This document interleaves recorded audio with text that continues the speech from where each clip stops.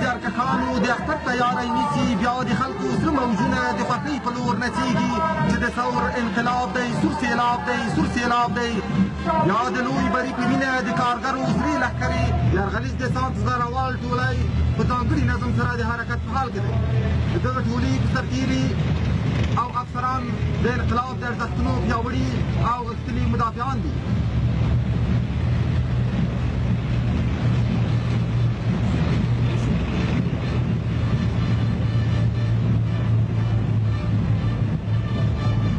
په زړهوال ټولي پسې د یرغلیز دسان د لوا د محاربوي ماشین ټولۍ د لوش په وړاندې تېرېږي او د درناوي مراتب په ځای کوي. د دې ټولي محاربوي ماشینونه لوړ او پرمختللی جنګي تکنیک لري.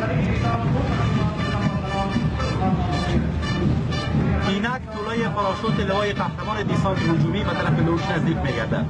هر یکی آنان حماسه آفرینان وطن به شمار می‌روند.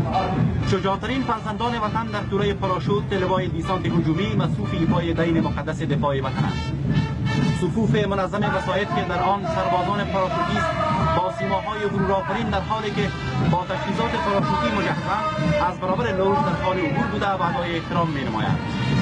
قطعات و جزدان‌های پاراشوت چون صاعقه در جناحین و عقب دشمن فرود می‌آیند و با ضربات کوبنده دشمن را محو می‌کنند. قوت‌های پاراشوت اردوی جمهوری افغانستان با مدرن‌ترین سلاح و تکنیک بهارروی مجهز گردیده و هر لحظه برای دفاع از وطن آماده جانبازی است.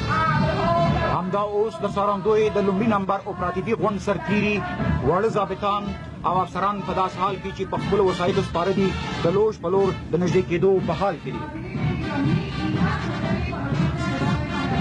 آباد به مو وطن شي افغانان سره یو کېږي بربند سرونه ګوره یتیمان سره یو کېږي د سولې په فضا کې د آرام ژوند په تکل لاس په لاس روان خوارککان سره یو کېږي د سرو وینو دریاب کې او دا سور بیرغ په لاس پراته دښتو میرو کې شهیدان سره یو کېږي پخلا مو مرور شول را روان دي خپل وطن ته ازبک پښتون تاجک هزارگان سره یو کېږي.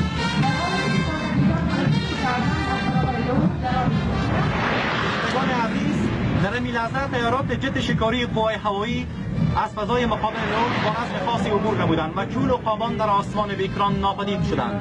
د افغانستان د وسلوال پوځ د هوایي قواوو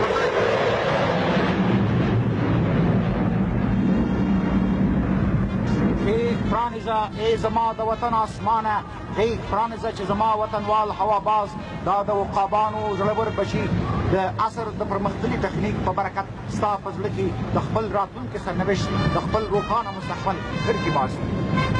طولای تانک لوای زرهدار نیز لحظه به لحظه به طرف لوش نزدیک می شود.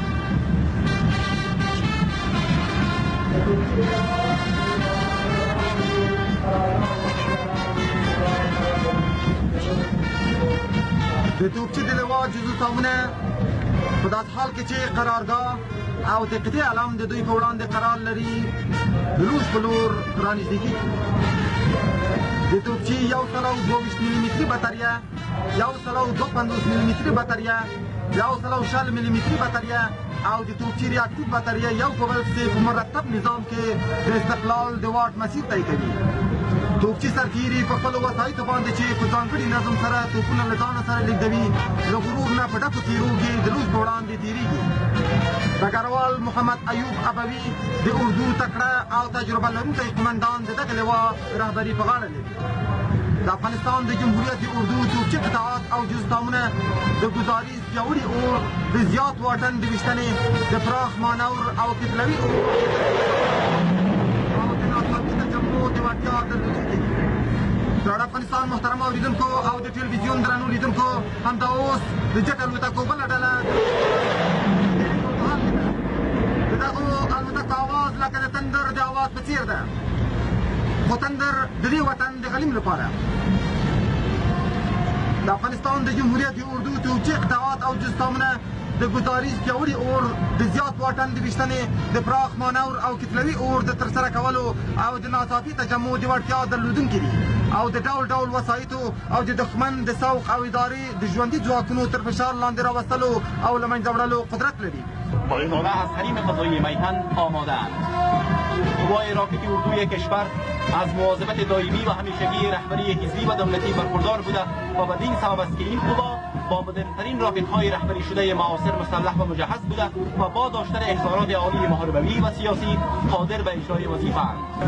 در افغانستان محترم اوریدونکو او د ټلویزیون درنو لیدونکو، د وسلوال پوځ د پلیو قطعاتو او جزتامنو رسم گذشت په همدې ځای پای ته ورسید.